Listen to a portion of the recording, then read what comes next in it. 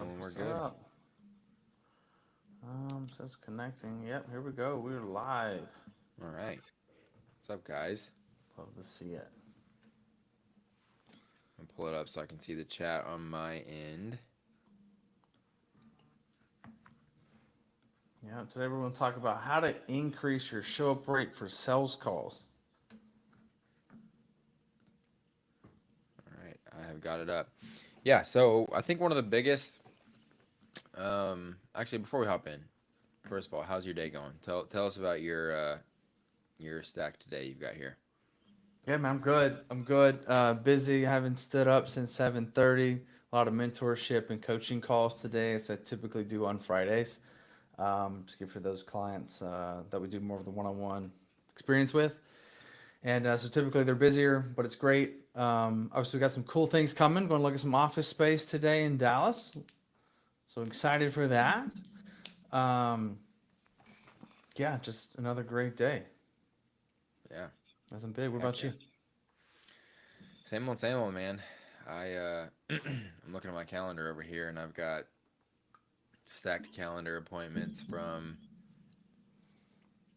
pretty much all day, every day. And then it just gets added on more and more and more Yeah, as we kind of continue to grow, which is a great problem to have. But yeah, yeah, we were talking about it right before we hopped on here. This is the life we signed up for, and to be able to do cool things in the industry and be able to help more coaches reach more people and help more people.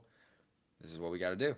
So we are, at the end of the day, I can say one thing for sure. Like at the end of the day, lay down in bed and you had a good day of work and you made some differences for people. mm, um, that's the biggest thing. So it's 100% all worth it. And I've already posted two or three screenshots today of like crazy um, results that a few of our coaches have had. So it's yeah. been Which ones are you talking about?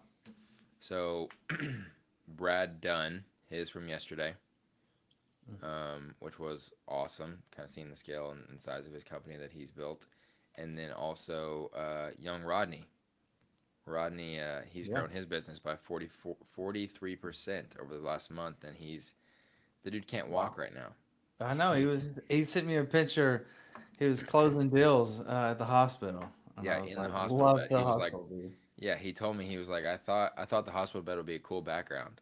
I was like, okay, whatever you got to do, bro. Hey man, But sympathy card still sells. You know what I'm saying? yeah, but Rodney's a really interesting one, and I think it's probably going to be a good segue into a little bit of what we're going to be talking about today, as far as like the industry as a whole. So one thing that we notice in the industry as a whole currently is there's a lot of coaches, but there's a lot of influencers. Okay, and Mm, if you've been kind of watching the industry, you know what we're talking about. And so a lot of these influencers also have coaching businesses, but they still post and act and move on social media as influencers. They're pushing other people's products and codes and, you know, businesses more than they're actually pushing their own. And they think that's what is necessary for them to be able to secure and lock down that income. For example, when Rodney came to us, Rodney had a link in bio that you had to scroll 3 or 4 times to get to the bottom of it, yeah, and his coaching was just kind of like interspersed throughout, and he had like 4 or 5 different ways that you could coach with him, but he was also selling programs so that if someone's going to come and look for options, they're going to buy the program first mm-hmm. and then not stick to it and not follow through, and then they think Brodney's a bad coach even though he never even got the chance to coach them. Right, And right. so And it's all because of how you set up your funnel, man. Like yep. so many people, like dude, so many great coaches, right? Like at this past weekend at the event, dude, so many great coaches. Hmm. And like seeing light bulbs go off when they understand, like, oh, what does a sales funnel actually mean? What's it look like? How do I actually get leads in the business versus, taking this approach where I'm just going to sit back and take orders and hope people just come to me and DM me telling me about all the problems and I can just fix them for them and then fill out applications. It's like, that's not how any business works, is where you sit back and take orders. Right. I Yeah. think the only businesses that do that at this point are McDonald's. Right. And how much money and time, energy, and effort it take to build that business. Right. Like how many people watching this go, yeah, I just built a website and it just didn't. I thought people were just going to buy. It's like, well, I remember that too. It's like, I need a website. And it's like, no, the last thing you need is a website. Yep. She needs a structure. You need a funnel. Um, and today, what we're going to talk about is for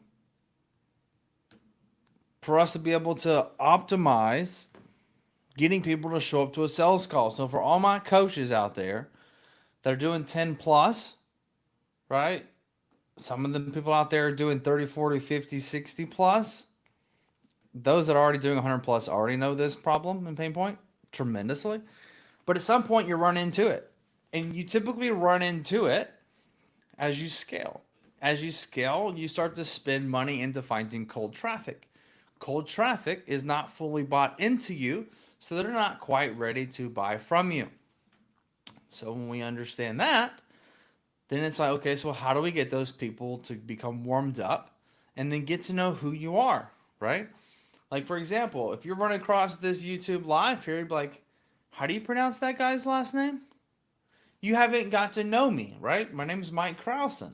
It's like, oh, that's how he says it. And then somebody's like, hey, did I watch this actually video the other day from Mike Krausen, I think is how you say it.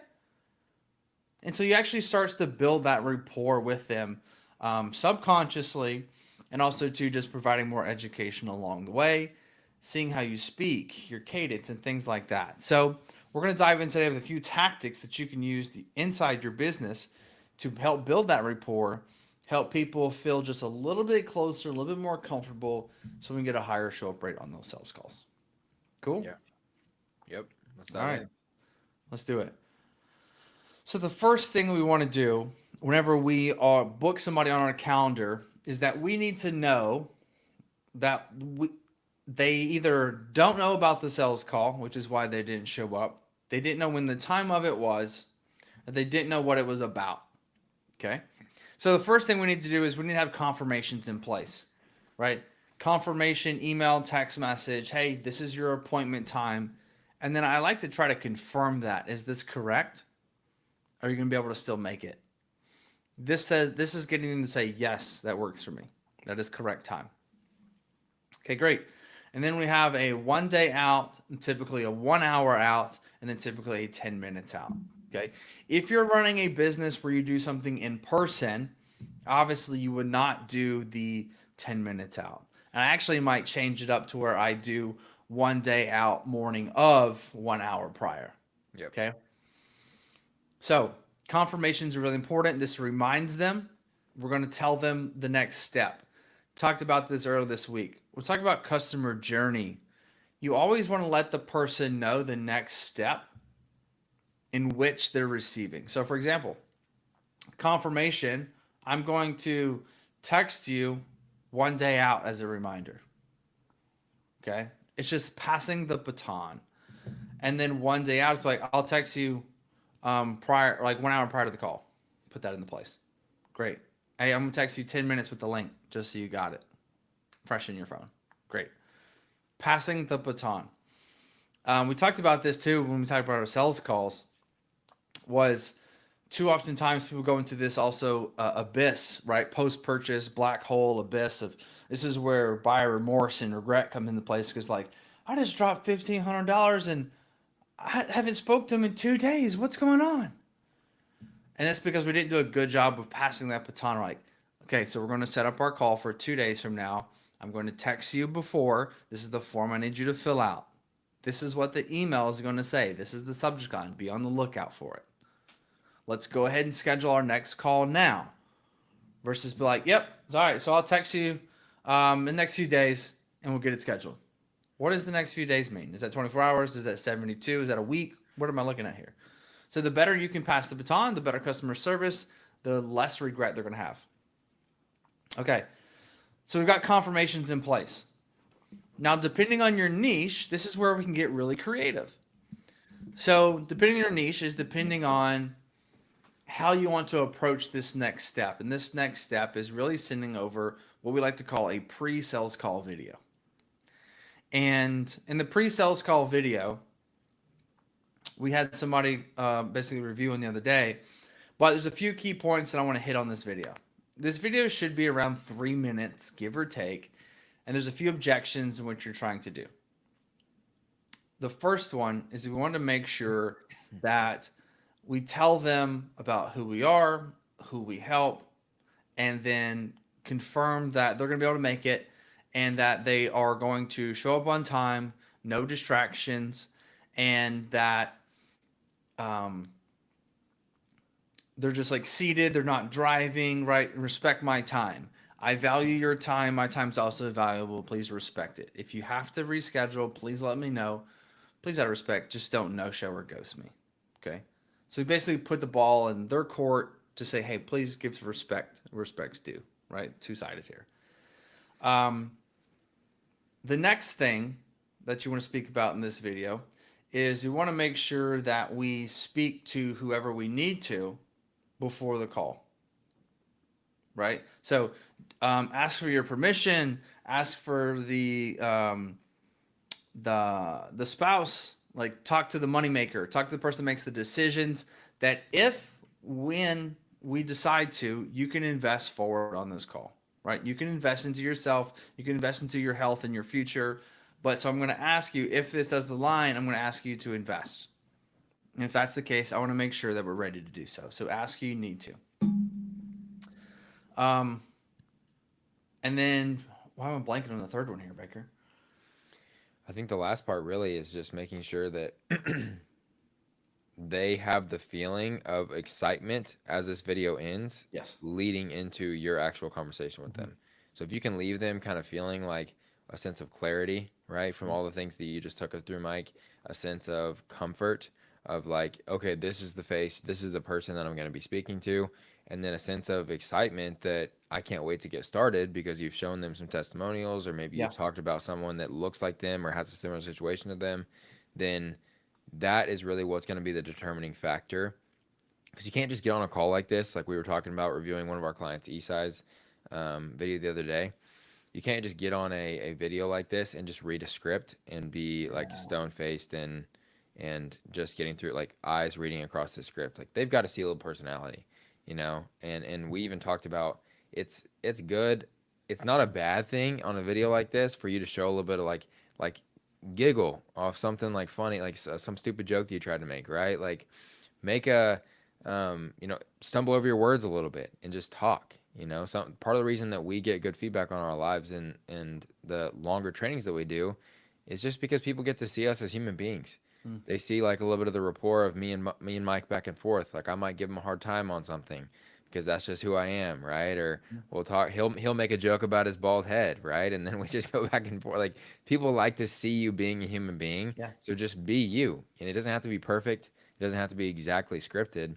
But if you can just set some of those boundaries down and manage expectations before getting on the call, they'll feel so much more comfortable with what's going to happen on this call. If you try to make it perfect, you're just firing every insecurity inside that person. You gotta It'll do the remember, guys, opposite. fitness, the number one thing attached is insecurity. If you show up with every hair in place, perfect, not a single, like, your shirt is just like glued to you, and you just are the specimen, and your words are perfect, and you just look like a robot, they're gonna be like, there's no way I'm gonna be able to do this. Yeah. I'm so far from perfect. Right? So this is where we need to have some like, this is where your personal flair, cadence, right? We're going to use our hands. We're going to move forward. We're going to bob around a little bit. We're just basically just going to be you. Act like you're talking to your best friend at the bar, Yep. right? It's Taco Tuesday. Let's have a good time, right? And like me doing just that right there is an example of not me teaching a lecture super corporate, right? Just for you to throw out something like, right? Like I understand you want to still be able to go out and have margaritas with your girlfriends. I totally get it, right? My clients, we want to make sure that we enjoy life, okay? Like that little thing right there is going to make them go, okay, thank goodness, because I thought I was getting into chicken, broccoli, and tears and sweat. Yeah. Right? So you got to just be real, just be you, be authentic, and that's why they're already just agreeing to this call in the first place. So don't all of a sudden like turn on sales mode and just like now I got to be perfect and I have to just speak everything clearly and concise. It's like no, like just be you, okay? Yeah. So just to recap, this little 3-minute video was sent over prior. Introduce who you are, showcase some clients in which you've helped and how you helped achieve those results for them. Right? It's very brief, just an overview. We want to ensure that they respect our time, they show up. Your time is valuable, so is theirs. We want to ensure that they speak to who they need to about investing into themselves and moving forward. So ask your spouse, or if they need to show up on that call, please be on the call with you. Okay. And then the other piece is just having good energy, right? Be excited to help them on their journey, help them move forward towards their goals, and you cannot wait to do so. And I typically like this in this video 10 minutes after the confirmation text message email is sent. But hey, if you got a second, just go ahead and give this video a watch prior to the call. It only should take you about 3 minutes, but it's really important that you watch before the call. Okay? Yeah. And then the sales process begins, right? This is one very simple tactic that you can film inside a Loom video.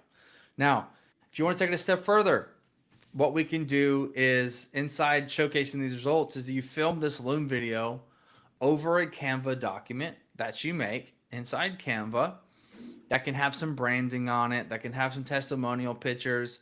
It also can have like words that you want them to see, right? So that you also can have something to follow as you're creating this, right, for yourself. Just really like statements and bullet points.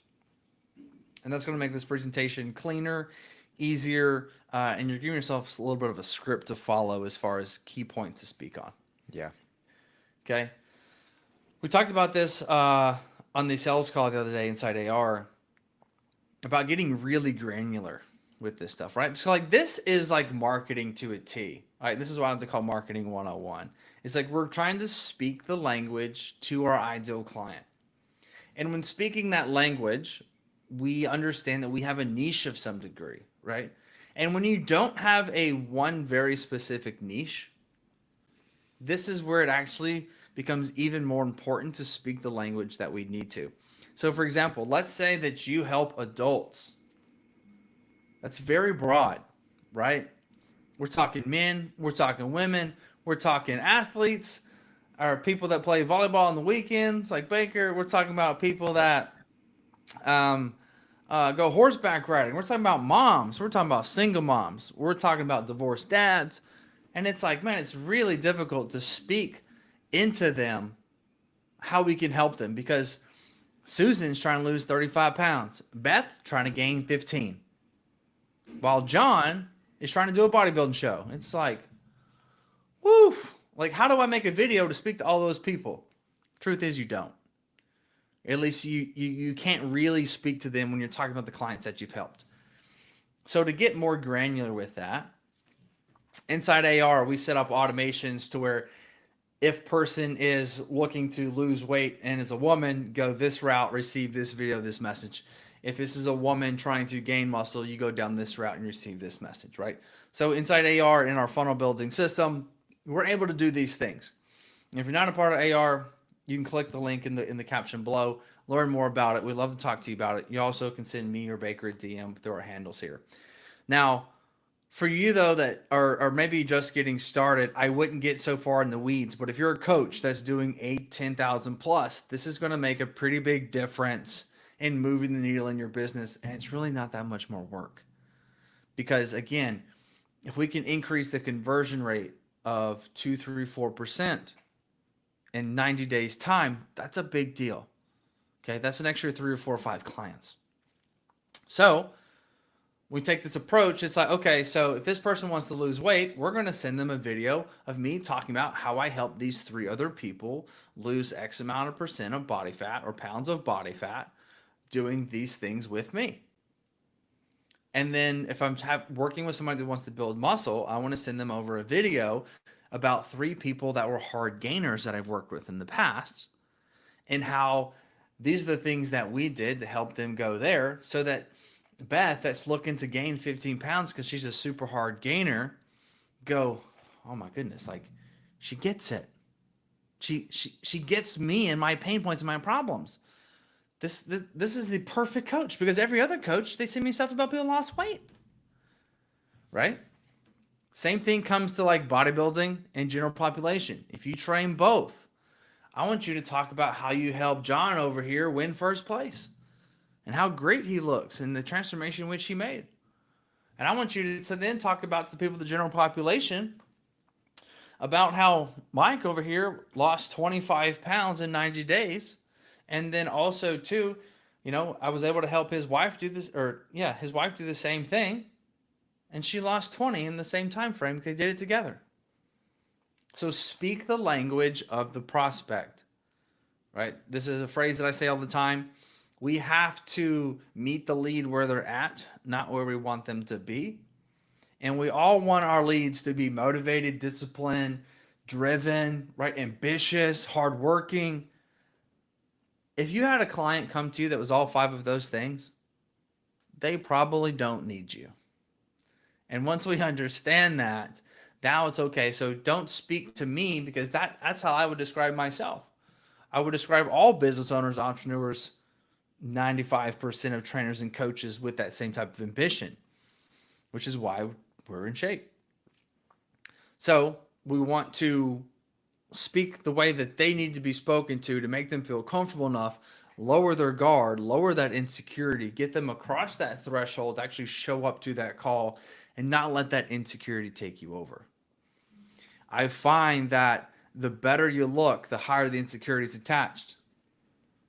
Something to keep in mind here, this is going to sound really strange. If you have abs, you are the weird one. I thought for the longest time, like, man, people that are overweight are weird. Now it's the opposite, because weird is abnormal. It is normal to be overweight. Yep. That's where society's gone. Okay? Now, this has nothing to do with an opinion on whether one's better than the other. Yes, okay. Actually, I do believe that you need to be in shape and be healthy for everybody around you, especially if you're a parent. But politically correctness aside, you're weird if you got abs. And with that being said, people are not going to approach you unless they're bold, brave, and ready to take action. So we got to speak the language that they need, okay? And if you're a guy or a girl and you've had people approach you at the grocery store, people approach you at the gym and ask you, hey man, how long you work out a day? 4 hours? How much protein you eat? How much you bench? What do I got to do to get like that? How long you been working out? 10 years?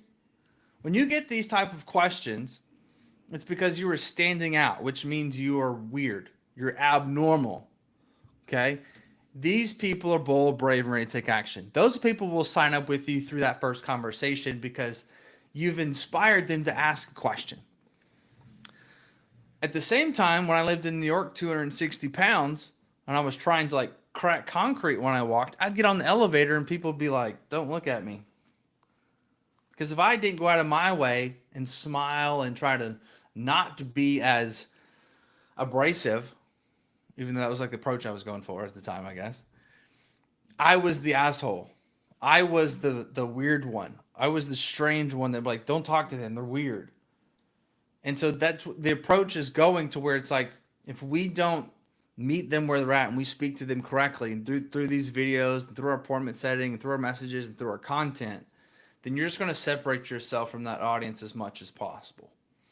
And so if you are in great shape, you look the part, and people just aren't coming up to you, and they're not DMing you, and they're not filling out applications, and they're not doing all the things even though you're putting yourself out there, it's because you're not attracting them in and giving them the opportunity to learn from you. You're just asking them to speak to you, which is where that insecurity comes into place.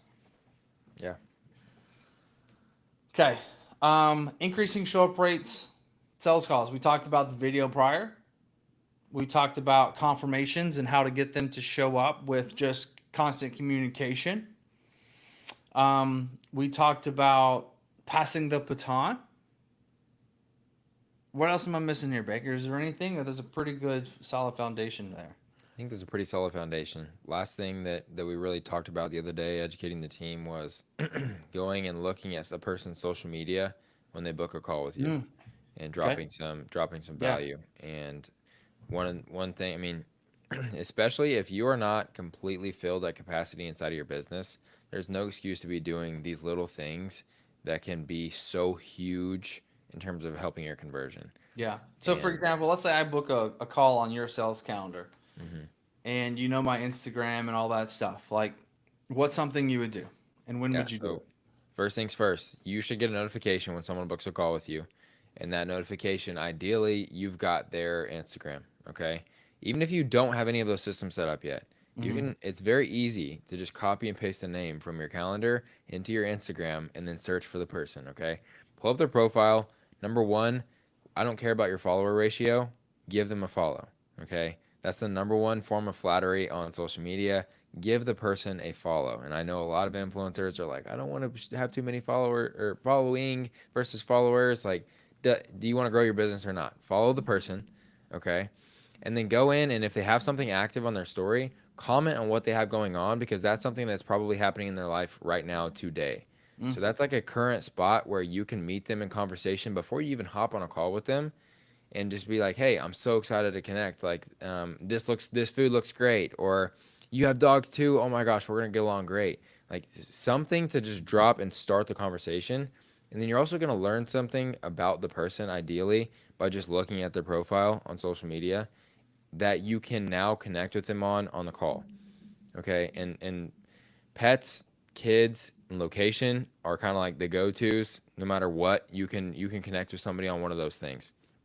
Because if it's a That's a great. location you've been to, at the very least, if it's a location you've been to, like, oh my god, like I loved Cincinnati when I was there, right? Or if it's someplace that you haven't been to, then it's like I've always wondered, how's the weather out in Idaho right now?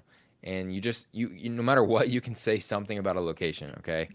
But you want to have those personal details, because whenever you hop on a call with somebody, now you've already given them the respect of giving the follow. You've started a conversation with them on another channel, and now you also have extra homework that you've done that you're showing up to the call with, that they weren't expecting you to do. More Mm. talking points that they hadn't told you about themselves yet, that they didn't know that you knew, or that you cared to even know. So now they don't feel like another number that you're trying to sell. They feel like they're your friend and that you care about them, and that's how you're going to show up as a coach as well. I think something that you said right there that I want everyone to take notes on this. We are going to get along so well. What we did is we just established we are going to have a future relationship. It's like that what's that movie quote? Did we just become best friends? Yeah, Step Brothers. Right? So I'm just now solidifying our relationship future. She'd be like, wait, you live in Tampa?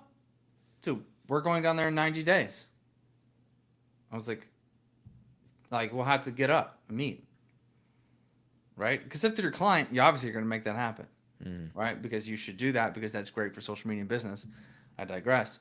But what I'm saying is that we're just establishing a future connection, because like people buy the coach, not the coaching. And so we really need to, I mean, we need to care, right? We should care. We should be doing all these things from care, not sales tactics, but they're actually just pieces of caring. But because we care, it converts in sales. Yep. Repeat that. Because we care, it converts in sales. If you only do things with you trying to sell, it gets seen through so easily. But if you actually would like to meet up with a client in Tampa, that really establishes and goes a long way, because the conversation is more than like, we'll have to meet up. Or like, I'm coming down in 9 days. And they're like, we'll have to meet up. And then you go double tap heart.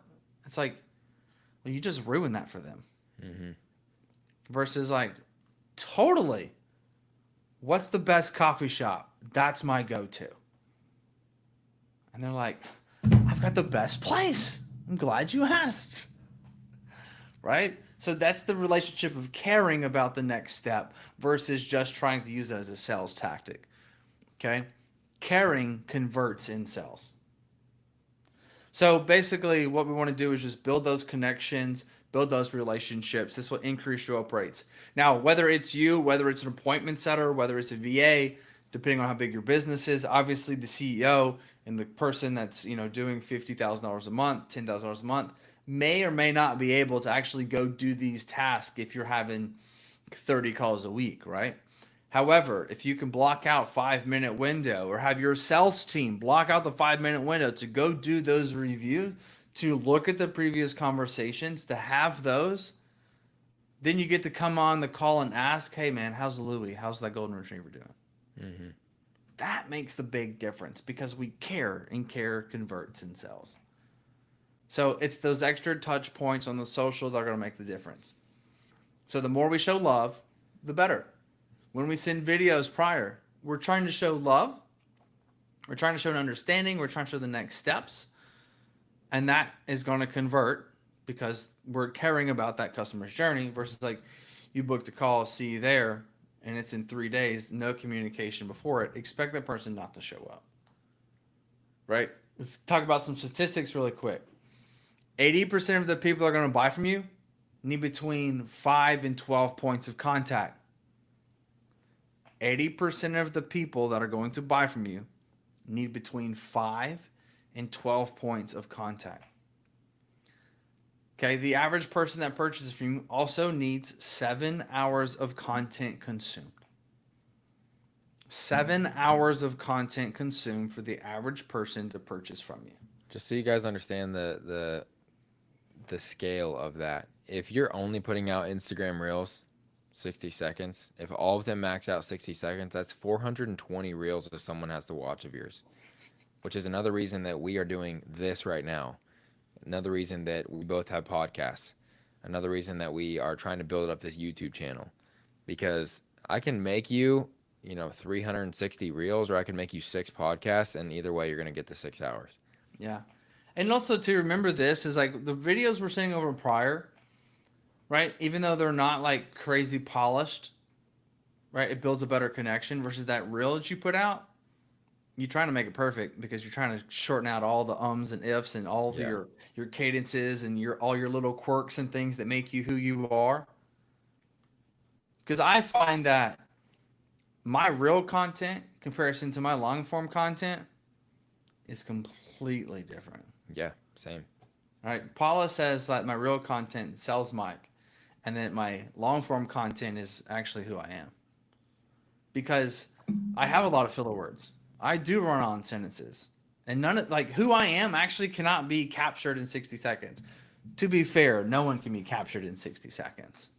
But somebody like me from the South with my own speech pattern, pretty tough to capture in 60 seconds, right? So for me, long form performs better.